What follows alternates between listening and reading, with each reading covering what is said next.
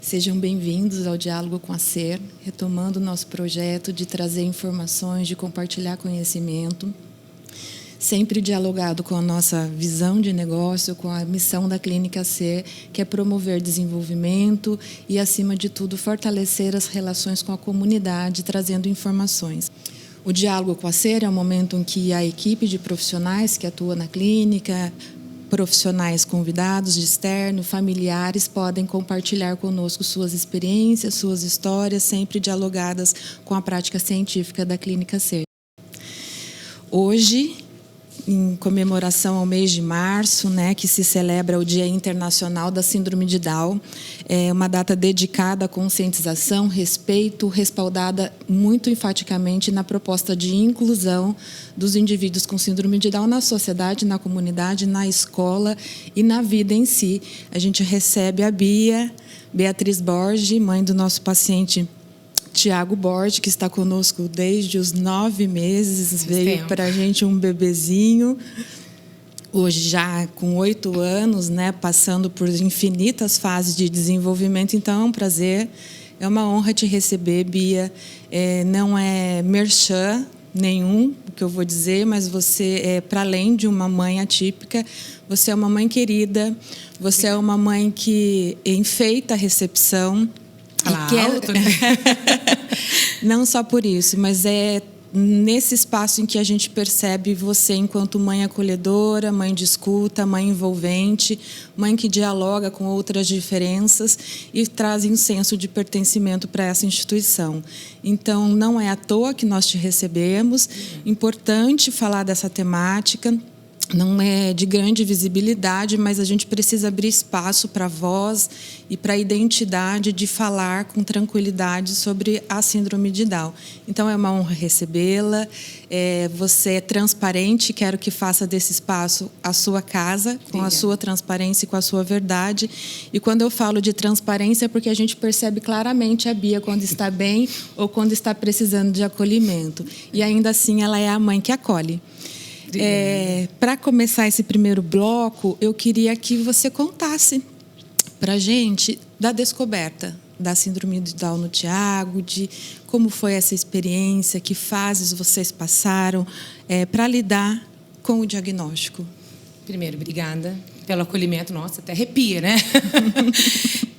Eu gosto muito da clínica. Estou lá desde sempre. O Tiago foi para lá muito petitico, né? Era um cotoco. E ele sente, assim como eu, que a SER é uma segunda casa. Acho que a gente passa muito tempo lá dentro. O Tiago faz terapia todos os dias. Então, ele passa mais tempo, acho que, dentro da clínica do que na casa dos familiares. Assim. Então, isso é verdade. Muito obrigada. Fico honrada.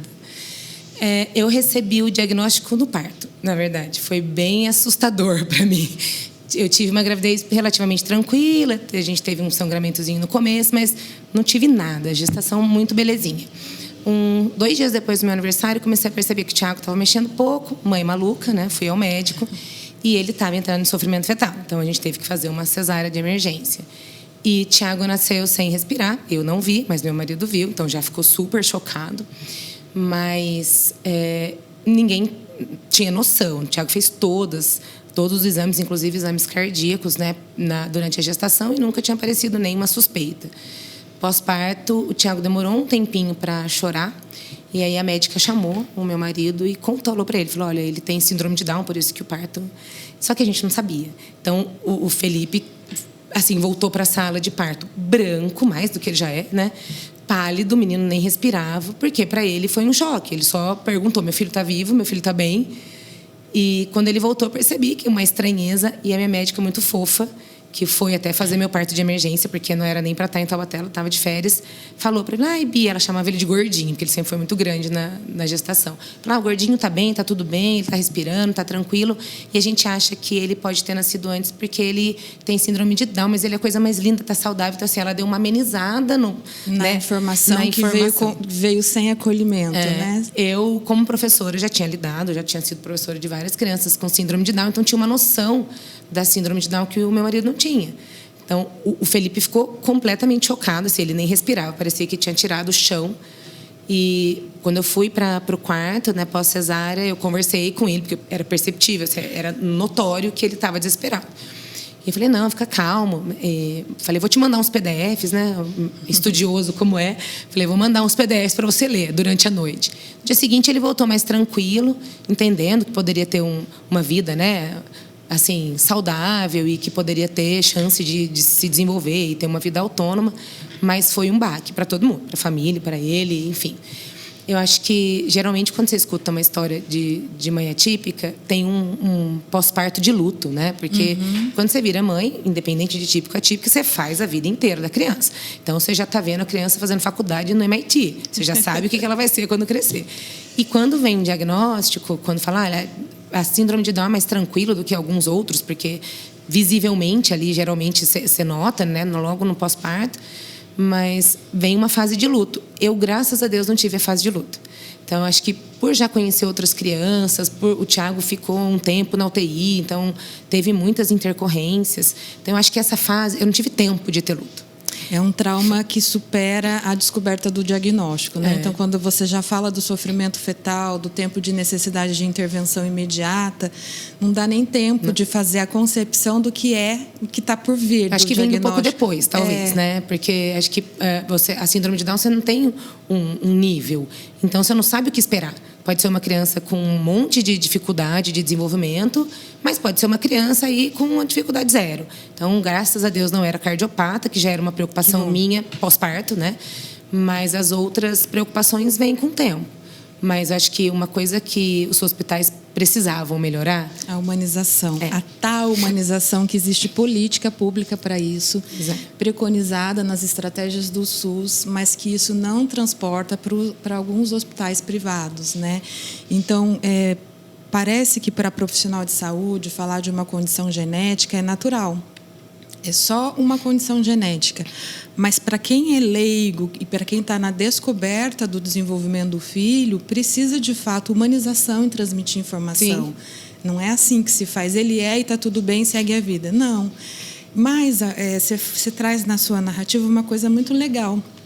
Para quem é estudioso de família, assim como eu, do luto do filho perfeito e do filho idealizado, né? Então, todo o processo de gestação, de espera de um bebê, tanto a mãe projeta muito mais essa identificação, essa transferência, mas o pai também projeta a ideação do filho perfeito.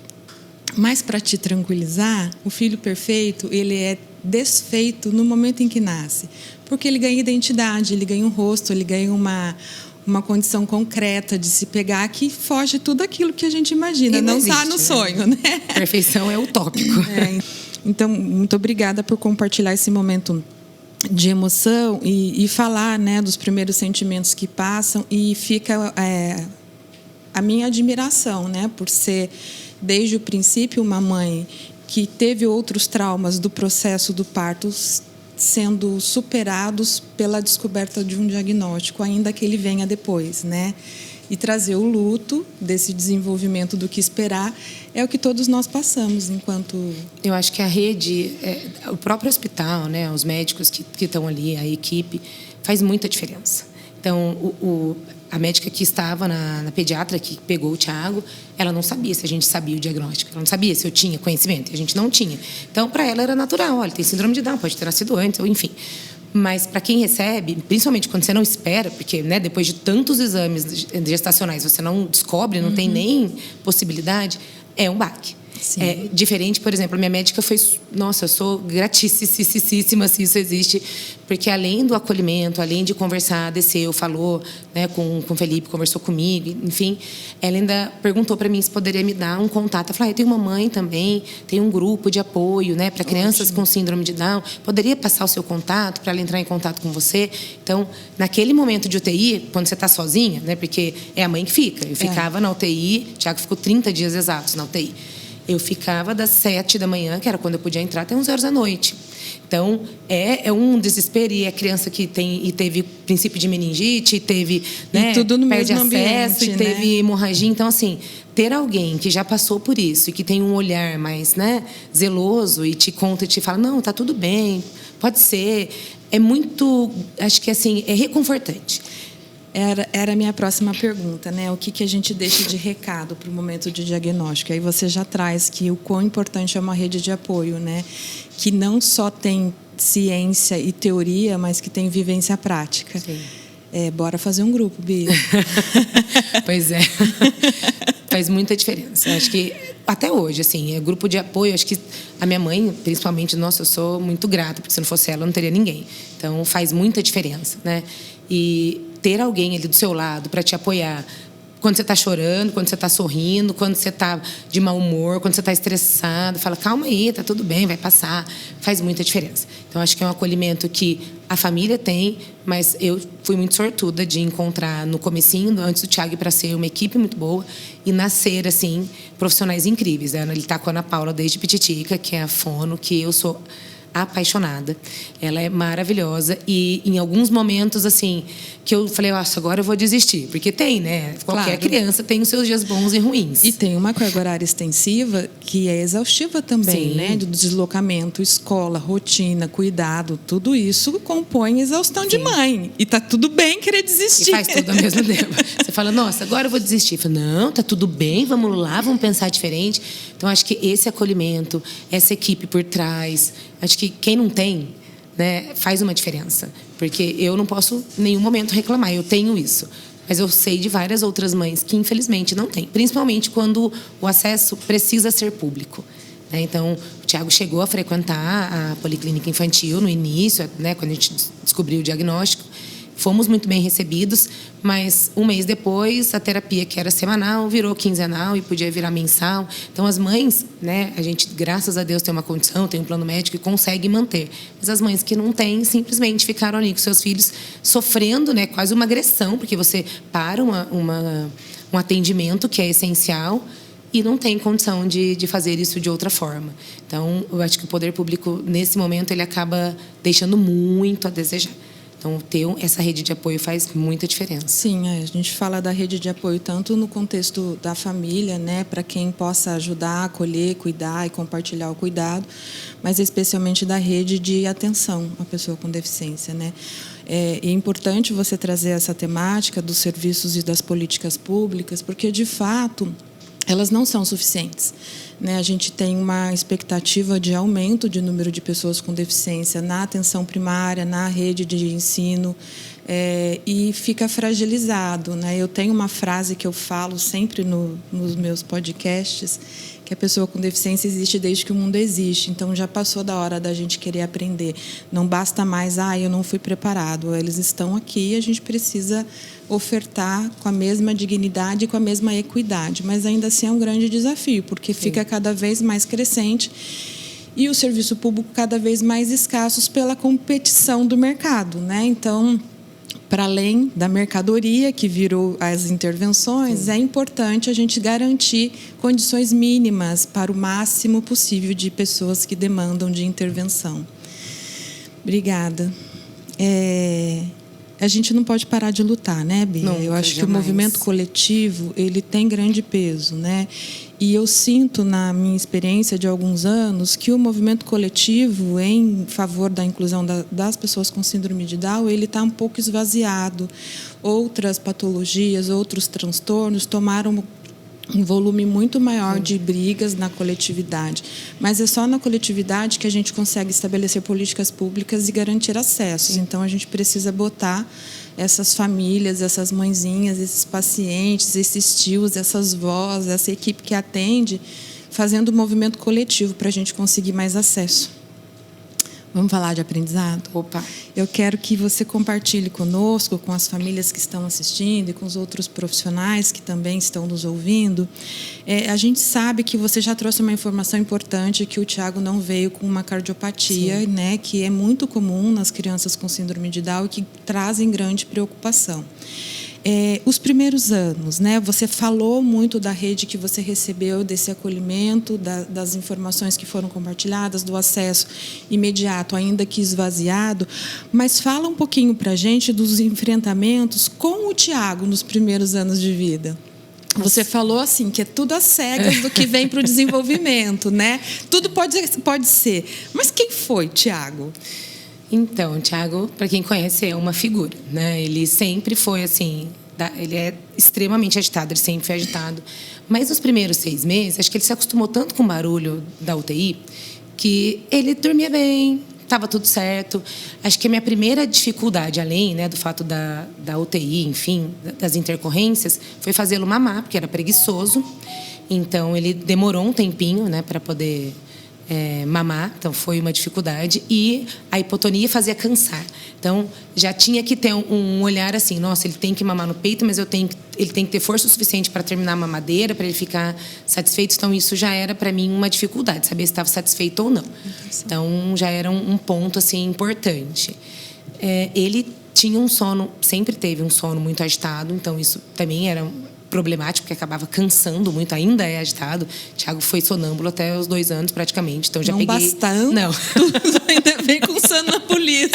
Ele já peguei Thiago engateando sozinho, né? Quando ele aprendeu a sentar, ele meteu a cabeça no berço, porque sentou dormindo e virou para deitar. Então, assim, ele teve alguns momentos de muita animação. Mas, no geral, era uma criança relativamente tranquila. O que nos preocupava, ele ficou muito tempo com a cabeça... Então, assim, é uma coisinha de cada vez, né? Muito tempo virado para um lado, a cabeça ficou torta. Daí vai para o osteopata para resolver a cabeça. Daí atrapalha a parte respiratória, daí faz apneia. Então, mãe de primeira viagem, graças a Deus, né? Como já tinha irmãos mais novos, tinha uma noção, tinha primos pequenos, uma noção de que era um bebê. Meu marido, não. Então, para o Felipe era tudo novidade. Ter um filho já era uma novidade. Ter uma criança em casa já era uma novidade. Agora, ter uma criança atípica, com, né, milhões de coisas, era mais difícil ainda. Então, chorava de dor de barriga, como qualquer criança normal. Típica, né, no dia a dia.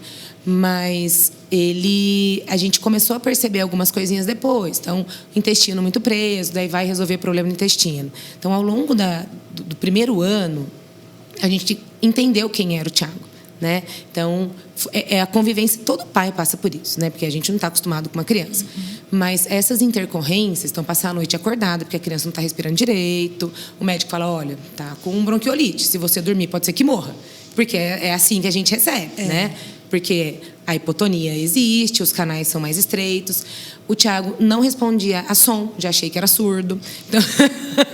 Então você fala assim, e eu sempre vou atrás, né? Acho que quem me conhece sabe. Aconteceu um negocinho, já quero saber o que é. Então, mas isso é bom, é bem positivo. Né? Mas eu acho que o mais difícil nessa primeira infância é a culpa. Nasce uma mãe, nasce uma culpa, ponto, né? Típico, atípico. Mas, nossa, eu podia ter feito isso antes. Eu podia ter descoberto antes. Eu poderia ter entrado com uma intervenção X ou Y antes. Então, essa necessidade de achar um culpado, meu marido sempre fala, nossa, para você, todo mundo tem que ser culpado de alguma coisa. Mas a gente tenta se acalmar, né? Achando que, por um lado, a gente poderia ter feito diferente, por outro lado, não, é sempre assim mesmo. Mas essa primeira infância foi muito difícil. Entrar na escola e ficar doente todo dia foi muito difícil. Mas acho que depois dessa fase, a gente já conhecia o Thiago. A gente já conhecia as manias, né? A mãe conhece pelo olhar. Então, você já conhece as manias, as dificuldades, mas até hoje a gente procura. Então, pelo em ovo. Pelo em ovo. Né? E assim, nossa, por que eu não fiz esse tratamento antes? Por que eu não iniciei essa medicação antes? Né? A gente passou por milhões de médicos diferentes, então cada um fala uma coisa e daí você vai encontrar o que é.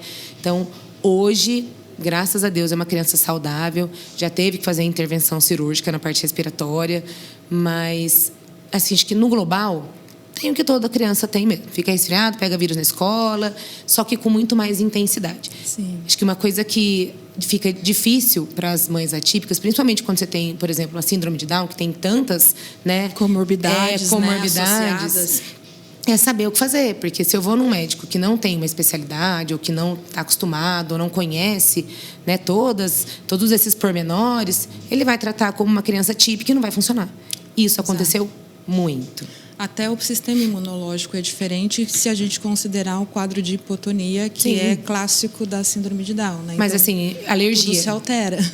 O Thiago é super alérgico, sempre foi. E é a alergia que vira sinusite, enfim. E a gente foi descobrir ano passado, e olha que eu fiz biologia, estudei, eu fico procurando, eu leio artigo para, né, saber que fim que leva. Mas a gente foi descobrir com uma médica especialista, Érica Coelho, maravilhosa, que tem inclusive um filho com síndrome de Down.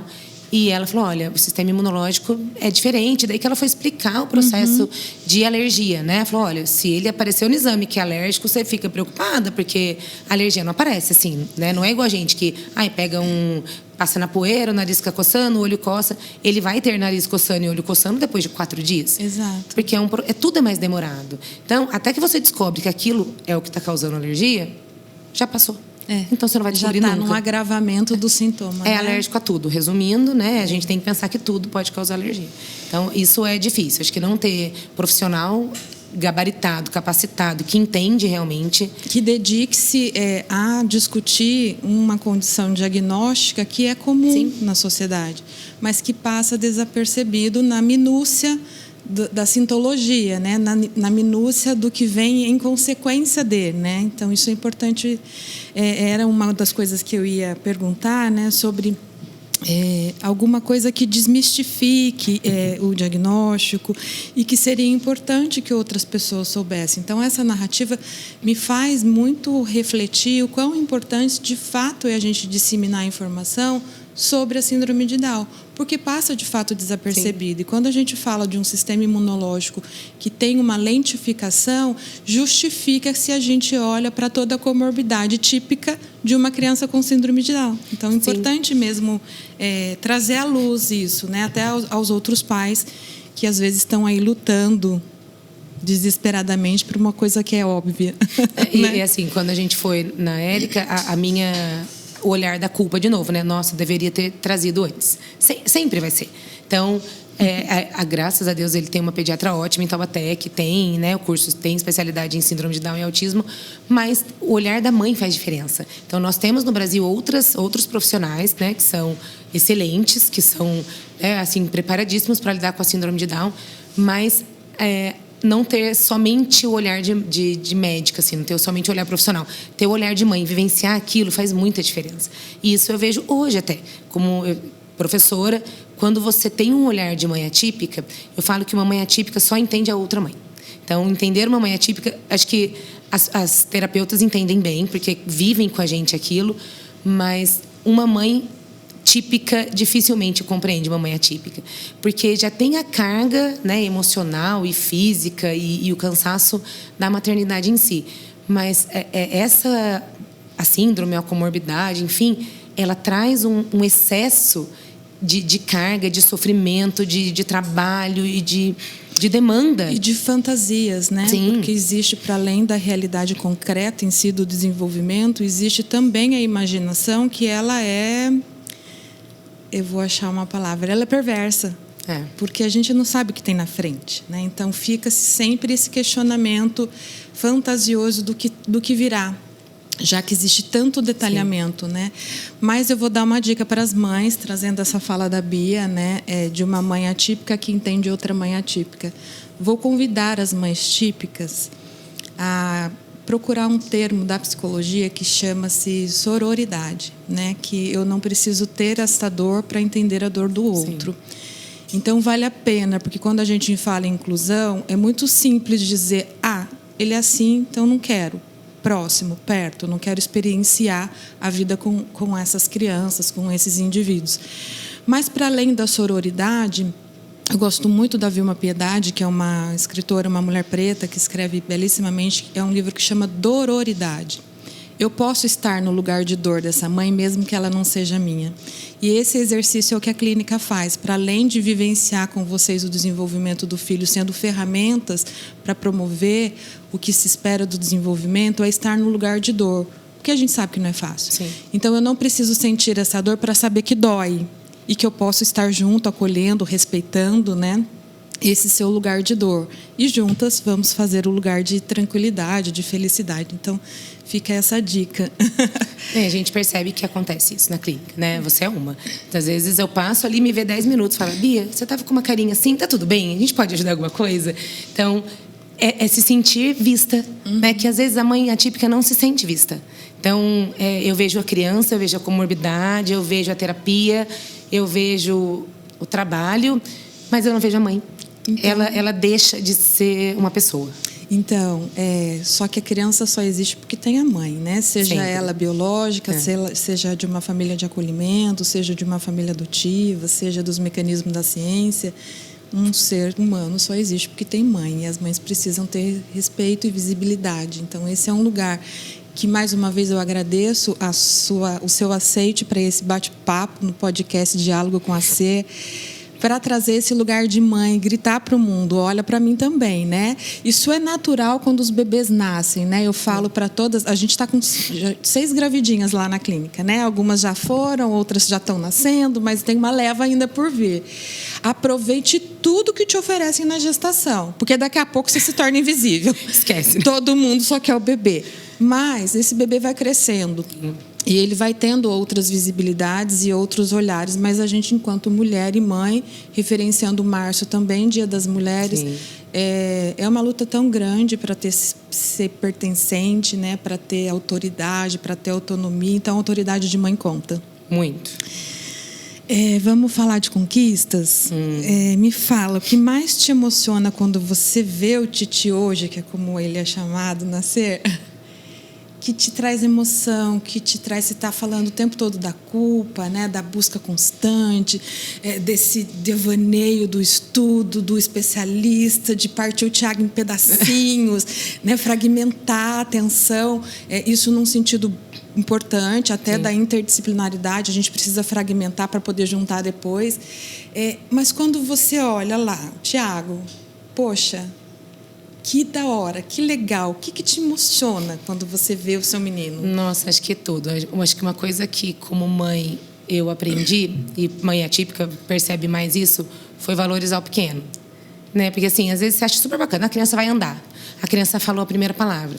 Mas para uma criança deficiente, para uma criança com síndrome de Down, com autismo, principalmente quando não consegue falar, né? Acho que de tudo, o que eu mais fico grata é a comunicação.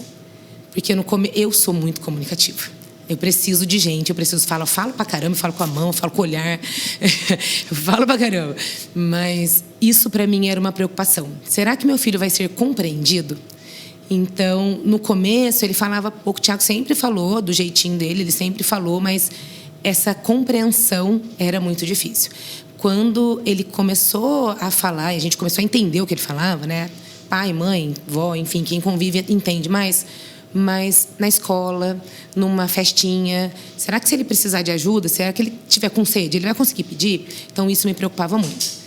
Me preocupa tudo, né? Socialização é uma coisa difícil para uma criança deficiente. Então, a socialização, como eu sou uma pessoa muito social, isso me preocupava. E a parte da socialização, vale a pena grifar, que não depende só da pessoa com deficiência, né? Precisa dos pares. Precisa, então... principalmente, né? E ouvir o Tiago falar e ele conseguir se expressar e falar frases completas, acho que quando ele entrou com a comunicação alternativa, isso, assim, foi notório, foi visível o quanto o Tiago melhorou. Então, assim, a entrada do CAA foi um marco para ele, assim, nessa parte de comunicação. Fazer a cirurgia depois foi o segundo marco. Então, ano passado, quando ele fez a retirada da adenoide e da amígdala e conseguiu respirar melhor, o desenvolvimento foi, assim, uma crescente e foi muito rápido. Então, ele pronuncia melhor, ele se comunica melhor e ele é folgado, né? Então, tem hora que ele fala umas coisas que você percebe que ele não só consegue falar aquilo, mas ele processa a informação e ele consegue usar de artifício, de argumentos que, para mim, isso é lindo. Né? E geralmente tirando sarro de alguém, porque ele é desses, ele gosta de ver o circo pegar fogo. Essa semana eu fui beber na garrafinha dele, a garrafinha tem um biquinho, tomei e falei, nossa, a mamãe babou. Ele falou, tem canudo, sabia? Então eu falei, tem canudo? Tipo assim, eu já tô tirando sarro. Tira sarro. Tipo, mãe, não percebeu? Então, ver ele se colocando, né? Então, às vezes, ele não consegue falar uma palavra, ele fica dando voltas para você entender. Meu, isso para mim é lindo, né? Em uma criança típica, isso já é lindo, mas numa criança deficiente, com apraxia da fala, que tem um transtorno de desenvolvimento.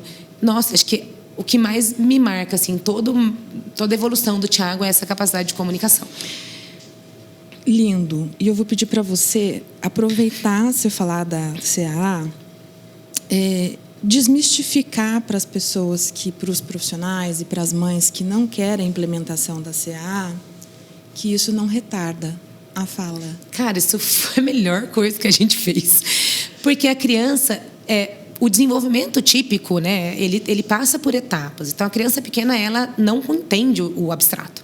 Só que isso, a gente só vai entender o abstrato na idade básica que o Thiago está agora. Na educação, o abstrato começa agora, no 3º ano.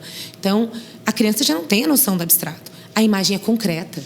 Então, mais do que para mim, eu confesso que eu tenho uma dificuldade, às vezes, de usar o comunicador. Ele começou com as fichas, com o chaveiro, agora ele está no tablet, que para ele é muito mais fácil, ele já mexe em tudo. E não é uma criança... Eu nunca dei celular. Então, não é uma criança que acostumou com o touch do celular. Ele foi mexer, na verdade, no comunicador quando ele recebeu o comunicador. Então, a gente nunca apoiou muito a tecnologia em excesso, porque a gente percebe que agita. Mas ele mexe, e o dia que eu vi ele, eu entrei numa das terapias com a fono, que eu vi ele mexendo no comunicador, porque com a gente entende o que ele fala. Então, às vezes, eu coloco o comunicador e falo, mamãe, conversa. Então, dentro de casa, ele tem... A gente ainda usa a comunicação alternativa, ele tem a rotina visual, ele tem pontos que ele tem que fazer. Então, no banheiro tem uma comunicação, do lado da TV, porque tem mania de bater na TV, tem outra. Então, a gente aprendeu a usar. Falo que hoje eu sou a rainha do pictograma, que eu tenho, né, imagem para tudo. Eu criei pictograma do Thiago para levar para a escola, para ele se ver naquele momento. Mas a comunicação, eu entendia, né, no começo, que era mais uma coisa para fazer. Então, quando a Ana falou, vamos colocar a comunicação alternativa, não é para ele parar de falar, é para ele ampliar. E realmente ampliou muito. Coisas que ele não conseguia falar, não conseguia se expressar. Hoje, às vezes, ele mostra a ficha, quando ele tenta falar e não consegue. Então, é mais, acho que a escola, então, a família, tem que entender que é mais uma forma da criança se comunicar. E da autonomia, né? Do que para você colocar. Da legitimidade nos desejos, nos sentimentos, nas escolhas. E às vezes ela não sabe o que falar. Então, o Thiago ficava bravo, por exemplo, eu falava, filho, você está frustrado. Cara, o que é frustrado? Tem adulto que não sabe o que é, né? Então, para uma criança... Então, quando eu mostro a imagem, você está triste? Ele pode responder sim ou não. Você está feliz? Que ele vê aquele... Não é uma palavra, é uma imagem. Ele consegue transformar o que eu estou falando, que ele não entendeu, numa imagem. E ele consegue mostrar para mim o que ele quer falar. Então, faz muita diferença. Ampliou, assim... Acho que se eu pudesse falar de 0 a 10, hoje ele está 10. Perto do que ele estava antes do CA. Ana Paula, olha o merchan. Amo! Muito legal. E eu vou contar uma peculiaridade aqui do Thiago e queria que você dissesse para a gente qual que é o contexto da família. O Thiago é a pessoa mais eclética do repertório musical da Clínica C. Como é isso para vocês em casa? Assim, porque eu estou trazendo como uma peculiaridade, mas para a gente também mostrar para quem nos escuta, para quem nos olha, nos vê, o como a gente pode aproveitar de oportunidades de aprendizagem e de potenciais dos indivíduos com deficiência, dos indivíduos neurodivergentes, atípicos. Porque o Thiago ele tem um repertório musical invejável, invejável. E eu trago isso até pensando um pouco na identidade da Clínica Ser, né? Porque a gente não trabalha com as dificuldades, e sim com as potencialidades. E nós, enquanto prestadores de serviço, enquanto terapeutas, enquanto instituição, a gente faz uso dessa peculiaridade do Thiago para tornar-se um reforço para as intervenções. Da onde vem esse ecletismo, esse amor pela música? Cara, nem eu sei. Ele sempre gostou, quando era pequenininho, que ele queria se acalmar, a gente colocava Mundo Bita. Mundo Bita é educativo, tinha um desenho, mas ele gostava da musiquinha. Então, ele sempre teve um gingado, ele sempre gostou de dançar. E aí o Mundo Bita lançou uma rádio Bita, onde o Thiago gosta do concreto, então o desenho não é legal. Quando ele começou a ver os making-offs, ele pirou.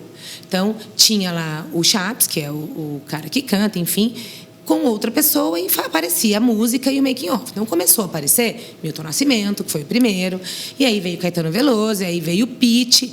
Só que ele tem YouTube Premium, porque ele não tem paciência de ver, né, a propaganda. Então, desde pequenininho, a gente colocou e deixava a música rolando. E as crianças com síndrome de Down têm uma coisa do musical, né? Isso faz parte deles, assim. E ele começou a ver outras pessoas e o próprio YouTube vai indicando. E ele começou a perguntar: mãe, quem é o Caetano? Daí você mostra Caetano. Quem é a Pitty? Daí você mostra Pitty. E no fim, ele começa a ver coisas e ouvir músicas e ele começa a prestar atenção. Ele fala: mãe, quem é esse? Porque ele quer saber quem é a banda, quem está cantando. E ele gosta, e é engraçado porque assim, ele não gosta de um cantor específico, ele gosta da batida, então você percebe que já tem um gosto ali, né? Esses dias ele me veio com Falcão. Falei: de onde surgiu o Falcão? Ele: mamãe, bololô. Falei: que é isso?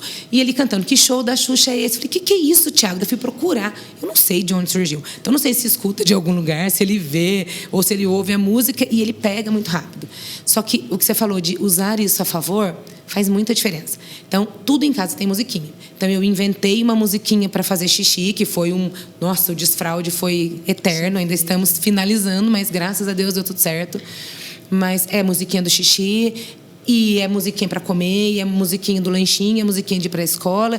Então, funciona muito bem a música. Mas desde a gestação eu amo música. O marido também gosta. O Felipe é do rock and roll e eu sou eclética, sempre fui. E tinha uma música que a minha mãe cantava para mim, para eu dormir, e quando eu fiquei grávida eu cantava à noite pro Thiago. E quando ele nasceu, como a gente tem essa coisa do contato, né? E a criança realmente ouve a mãe. Quando ele nasceu e ele ia dormir, eu cantava a canção de ninar. E ele dormia e ele canta para mim. Então, às vezes ele vai dormir, daí ele fala assim: tá na hora de dormir. Daí ele começa a cantar a musiquinha. Então, isso sempre fez parte. Quando a gente percebeu, a gente começou a criar musiquinhas. Eu adoro criar paródia. Eu faço isso para dar aula, né? Para criança guardar conteúdo. Então, eu comecei a gravar e cantar a musiquinha para ele, e hoje ele faz. Então, às vezes ele troca uma palavra da musiquinha, tipo meu lanchinho, ele fala: meu ovinho, meu ovinho. Então, ele começa a criar as próprias músicas. Olha só que coisa da imaginação, né? Que espetacular a gente sair do bloco de desenvolvimento, trazendo essa peculiaridade do gosto musical e também ampliando para a imaginação, ampliação de repertório, né? Nossa, faz muita diferença. E assim, é perceptível o quanto de palavras se aprende numa música, né? Lógico que tem umas coisas que eu queria cortar, porque ele escuta hip hop às vezes. Emicida, não sei de onde surgiu, mas surgiu do Mundo Bita, porque ele, né, fez uma música com Bita, daí ele queria saber. Mas ele aprende músicas e ele aprende palavras que ele nunca teria acesso assim tão jovem. Ótimo. Então, às vezes ele fala um negócio e fala: nossa, mas você sabe o que é isso? E ele não só aprende a palavra, mas ele aprende o conceito. Ele sabe o que é. Então, emprega isso ajuda. No lugar nossa, certo. Ajuda muito. Música em casa é uma constante, assim, não tem jeito. Dica boa, né? Para os pais observarem as potencialidades da criança e usar isso a favor, né? Isso para um gosto, para um interesse específico, para um personagem, né? Todo então mundo é tudo assim. Dá para a gente fazer desenvolvimento, né? Com prazer é muito melhor, né? Então, se você gosta de alguma coisa, eu preciso aprender a ler. E eu gosto o Thiago é com comidinha, né? Então, e eu falo A de Amora, é muito mais legal do que eu falar que A de amor, para ele não significa nada. Então, acho que no dia a dia, pessoas típicas, atípicas, no nosso dia a dia, a gente sempre tende a voltar ou a prestar mais atenção ou a fazer mais quando é alguma coisa que a gente gosta. Ponto. Perfeito.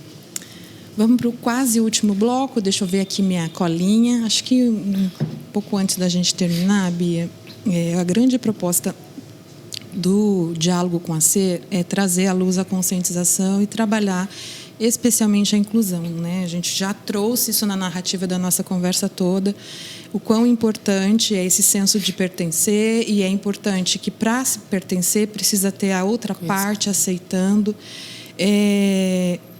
Quais são os principais desafios da inclusão na sua percepção?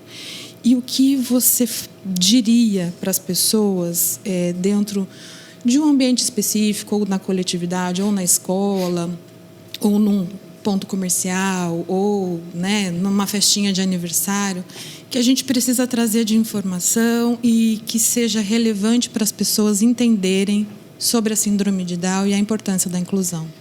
Nossa, difícil. Abra o seu coração. Eu tenho uma percepção da inclusão mais antiga, já não é porque meu filho é deficiente, né? Mas na educação a gente acaba lidando com isso. Acho que a inclusão ela está engatinhando. A gente tem, acho que a inclusão de fato verdadeira, incluir de verdade, né? Muito pouco. Então existe uma diferença entre eu fazer inclusão e eu simplesmente colocar aquela pessoa no meio do todo. Então seja na escola, seja no condomínio, né? Seja numa festinha. Eu ouvi um tempo atrás, não vou me lembrar de quem, mas uma pessoa falando de inclusão, um pai de uma criança deficiente, e ele falou assim, olha, convidar para a festa não é inclusão. Inclusão é chamar para dançar a valsa. Então, é isso. Não é porque o aluno é atípico ou porque o amiguinho é atípico que eu me sinto obrigada a convidar, e a criança vai ficar totalmente perdida ali. Então, a inclusão, ela passa por um olhar de empatia, de sororidade, né? Acho que de olhar o outro mesmo, porque a gente tem cada dia mais neurodivergentes. E a gente mesmo, depois de adulto, descobre que é neurodivergente, né? Tem muita coisa ainda para se conquistar, mas eu percebo assim, por exemplo, em alguns amigos que têm dificuldade de fazer amigos e são neurotípicos. Então, também não tem uma relação obrigatoriamente da inclusão. Mas eu acho que ver o outro e ver o melhor do outro é difícil no mundo hoje.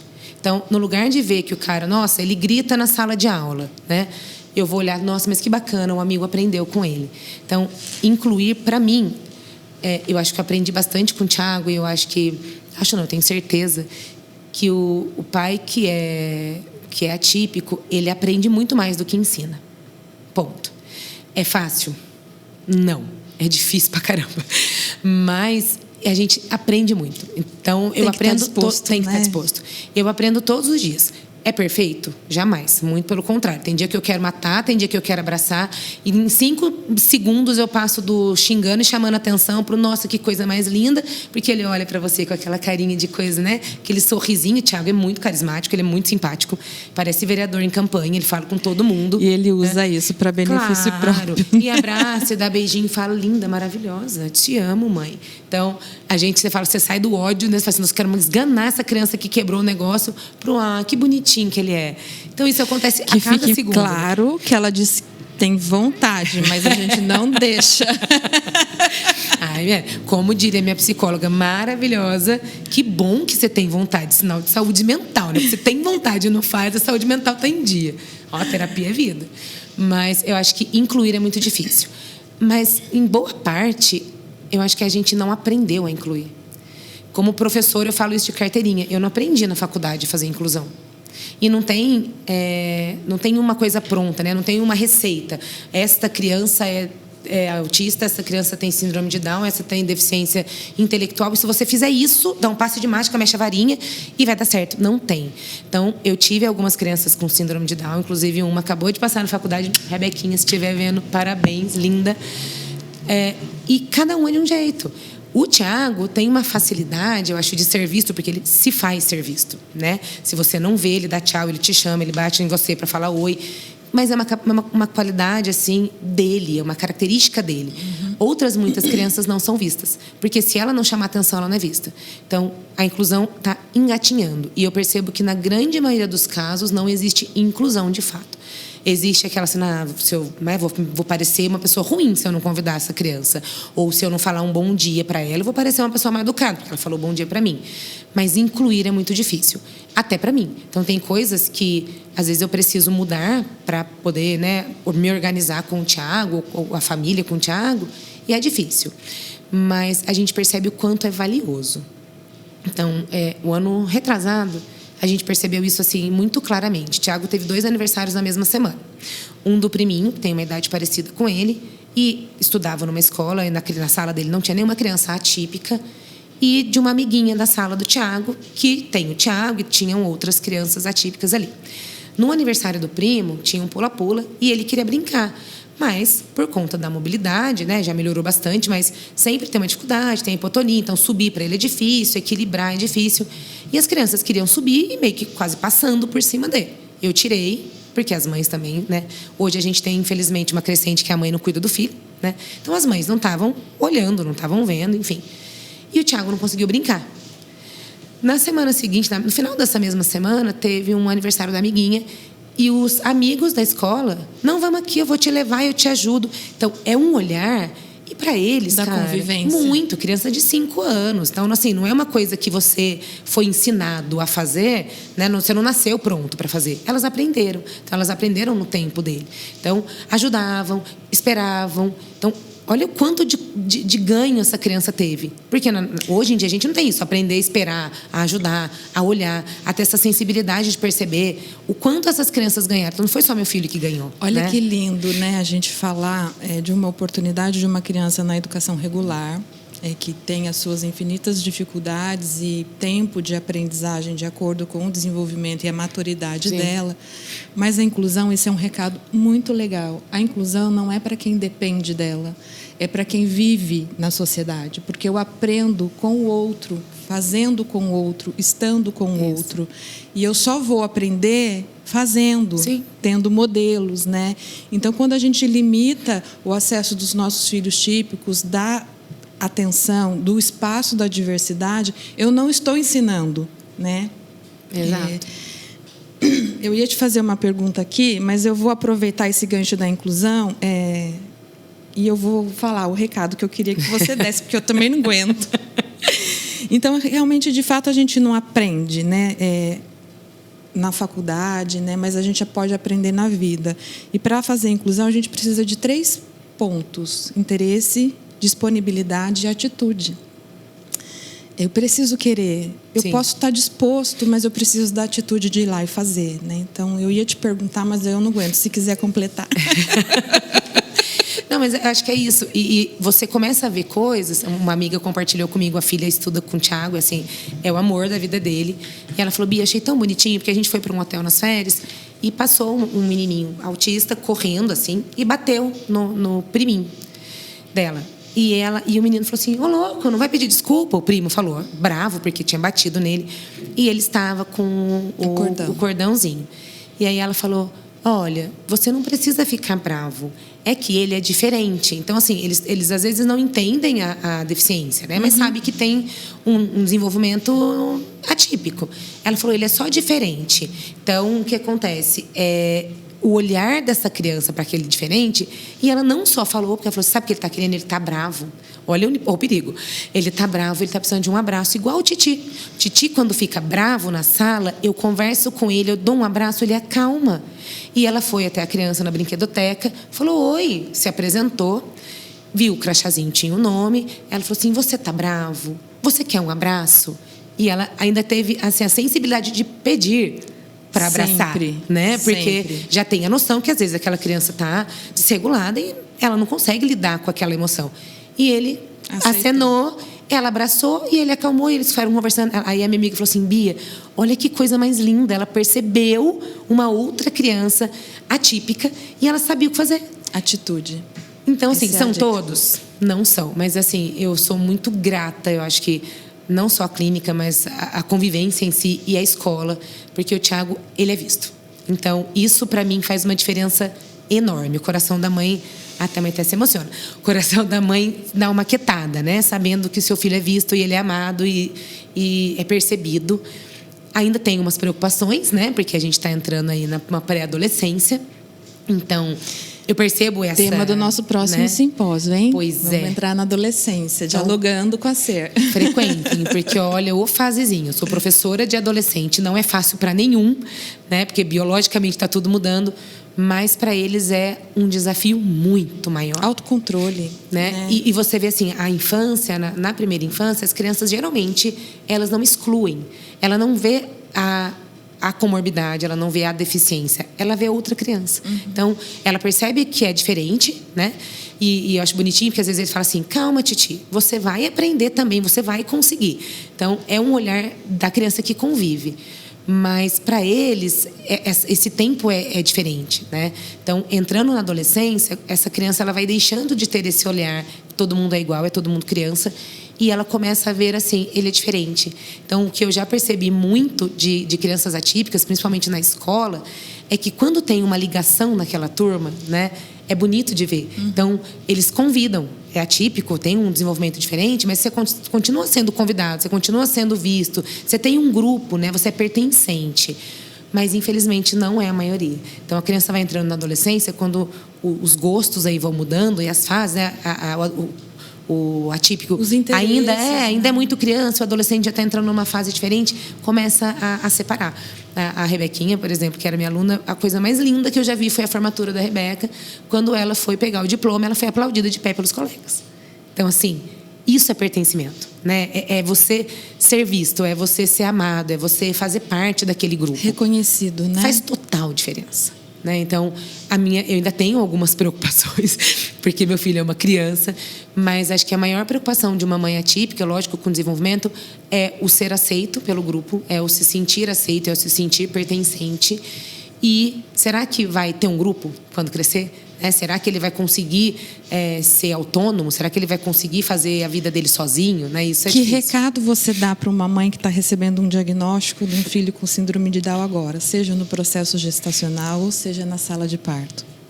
Olha, eu acho que tem uma frase, né, batida que fala que quando a gente recebe um diagnóstico, o diagnóstico não delimita ninguém, né? Ele não conta quem é a criança, eles são muito diferentes.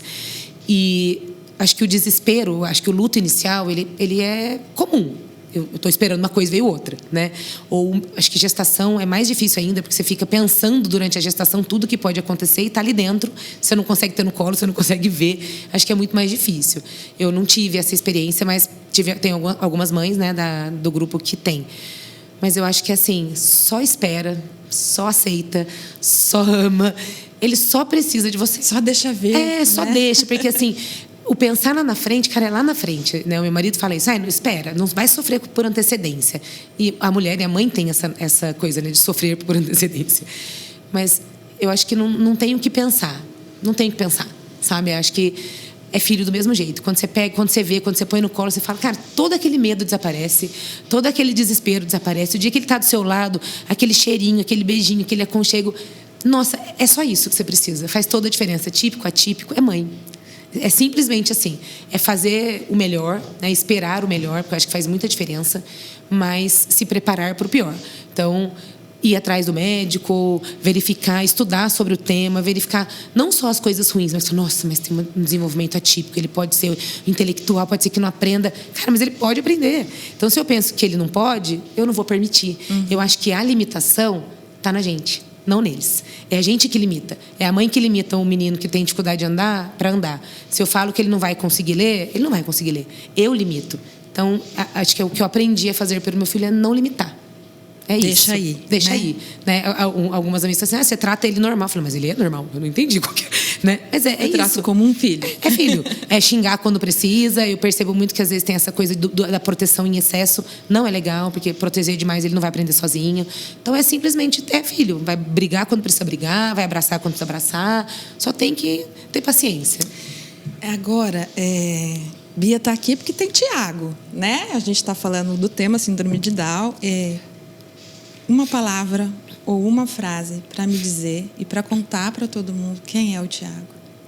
Cara, o Tiago é carisma. Eu acho que o Tiago, ele é felicidade, assim. Ele tem, lógico, como todo mundo, né? Ele tem os seus altos e baixos, mas ele é muito carismático.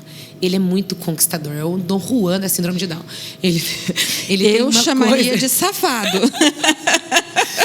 Ele é muito carismático e ele é muito envolvente. Acho que o Tiago é isso. Todo mundo que conhece o Tiago pelo sorriso. O Tiago sorri com os olhos. Ele é assim. Então, esse carisma, esse sorriso envolvente, essa demonstração, essa safadeza, esse é meu filho. Isso é um perigo para o desenvolvimento. Olha, recadinho para a equipe, hein? Não caia nessa lábia. Esse cara é demais safado. Ele é mesmo. Mas acho que é isso. Acho que o Tiago é muito carismático. Ele é muito, muito envolvente. Ele é mesmo. Eu posso afirmar que essa mãe não está exagerando. Tá vendo? Eu agradeço, Bia, mais uma vez por esse encontro, por esse bate-papo delicioso, né? Que fluiu leve, que fluiu espontâneo. E para falar um pouquinho, para quem está nos assistindo, para quem acompanha o Diálogo com a C, o quão é importante a gente trazer a narrativa da vivência, da experiência. de quem sente o cotidiano, de quem sente o dia a dia, de quem se descobre, se desvenda, né, fica nua, né, num sentido figurado perante a sociedade, porque é uma exposição o tempo inteiro, em busca de novo, em busca de informações, em busca de proteção, em busca de estimulação, em fragmentar todas as dificuldades existentes. Mas o quão importante é a gente trazer isso, a informação através de histórias reais, através de quem vivencia, e não sobre a narrativa do que está dentro dos livros em si. Sim. Porque o livro ele é muito legal, a teoria fundamenta tudo o que a Clínica Ser faz enquanto ciência. Mas, dialogando com a filosofia do nosso trabalho, a clínica só pode promover desenvolvimento a partir da necessidade dos pais, a partir da vivência dos pais, né? A partir da relação dos pais com o tratamento, do compromisso com isso e das possibilidades ofertadas pela família, né? Sim. Então, é sempre na realidade das famílias. Então, sou orgulhosa de estar na direção da clínica e a gente fazer isso de maneira muito transparente, trazendo o tratamento na necessidade da família, né? Então, eu agradeço e convido a todos que têm uma criança com síndrome de Down em casa, independente do seu nível de desenvolvimento, que eles possam simplesmente descobrir o mundo. Sim. Porque o mundo é feito para todas as diferenças. Sim, né? Acho que o mais difícil, talvez, seja a comparação, né? Então, a gente sempre escuta isso para qualquer criança, né? Não compare.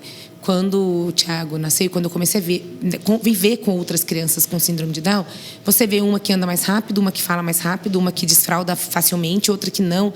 E aquilo começa a te angustiar, porque você não compara com o típico, você compara com outro atípico, né? E a gente precisa comparar. Você trouxe, quando a gente falou no bloco de desenvolvimento, a importância de comemorar os pequenos ganhos. E a gente tem que comparar a criança com ela mesma. Sim, então, exato. Ainda que seja pequenino o ganho no desenvolvimento, a comparação é da criança com ela mesma. Então, o que ela faz e o que ela não fazia. O que ela não fazia e já está fazendo. De pequeno em pequeno, Sim. Mas é assim que se conquista o mundo, porque eles têm um mundo inteiro para descobrir.